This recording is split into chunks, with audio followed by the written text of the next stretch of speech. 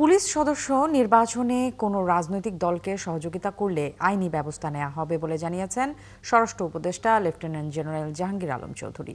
তিনি বলেছেন, আগামী নির্বাচনে পুলিশকে নিরপেক্ষ থাকার নির্দেশনা দেওয়া হয়েছে। মঙ্গলবার সচিবালয়ে আইন শৃঙ্খলা সংক্রান্ত সভা শেষে তিনি এসব কথা জানান। নির্বাচনে সেনাবাহিনীর বিচারিক ক্ষমতা বহাল থাকবে কিনা এমন প্রশ্নের জবাবে উপদেষ্টা বলেন, সেটা এখনো বন্ধ করা হয়নি। শারমিন নীরার রিপোর্ট। সদর থেকে বেগম খালেদা জিয়া। জাতীয় সংসদ নির্বাচন হতে যাচ্ছে আগামী ফেব্রুয়ারিতে। ফ্যালকন অ্যালুমিনিয়াম মাল্টিলেয়ার অ্যানোডাইজড হওয়ায় সম্পূর্ণ স্ক্র্যাচ প্রুফ। Falcon aluminium. দলগুলো ঘোষণা করছে তাদের প্রার্থী। আইন শৃঙ্খলা বাহিনী ও নির্বাচন কমিশন নিচ্ছে প্রস্তুতি।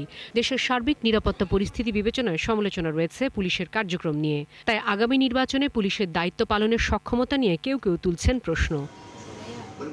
মঙ্গলবার সচিবালয়ে আইন শৃঙ্খলা সংক্রান্ত কোর কমিটির বৈঠক শেষে স্বরাষ্ট্র উপদেষ্টার কাছে সাংবাদিকরা জানতে চান পুলিশের নির্বাচনে ভূমিকা নিয়ে, কিংবা কোনো রাজনৈতিক দলকে নির্বাচনে এই বাহিনীর কেউ সহায়তা করলে কি ব্যবস্থা নেবে সরকার। কারো কোনো ধরনের এরকম নেগলিজেন্স থাকলে সাথে সাথেই তার আইনি আওতায় নেওয়া আসা হবে।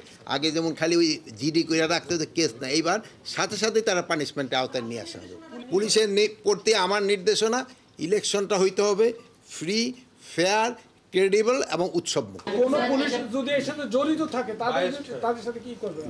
যে যদি কেউ কোনো জড়িত থাকে তারে আইনের আওতায় নিয়ে আসা। অন্তর্বর্তী সরকার দায়িত্ব নেওয়ার পর থেকেই সেনাবাহিনীকে বিচারিক ক্ষমতা দেওয়া হয়েছে। কয়েক ধাপে তা বেড়েছেও। নির্বাচনে কি তা বহাল থাকবে জানতে চাওয়া স্বরাষ্ট্র উপদেষ্টার কাছে। সেনাবাহিনী তো ম্যাজিস্ট্রেট পাওয়ার এখনই আছে। নির্বাচনের সময় তো নির্বাচন বন্ধ হবে কেন? আমরা কি বন্ধ করছি নাকি? নির্বাচন আসুক, সেই সময় জিজ্ঞেস করেন। সম্প্রতি বেসরকারি সংস্থা অধিকারের প্রতিবেদনে গেল 14 মাসে 40টি বিচার বহির্ভূত হত্যাকাণ্ডের কথা বলা হয়েছে। স্বরাষ্ট্র উপদেষ্টা বললেন, বিচার বহির্ভূত হত্যাকাণ্ডের তদন্ত করছে সরকার। নিরাপত্তা বাহিনী বা যে কোনো বাহিনীর বা যে সিভিলে যার কাজ মাধ্যমে কোনো হত্যাকাণ্ড হোক না কেন, ওটা প্রত্যেকটাই আইনের আওতায় এবং আইনের মাধ্যমে ওইটার ফয়সালা করে। শারমিন নীরা, 71, ঢাকা।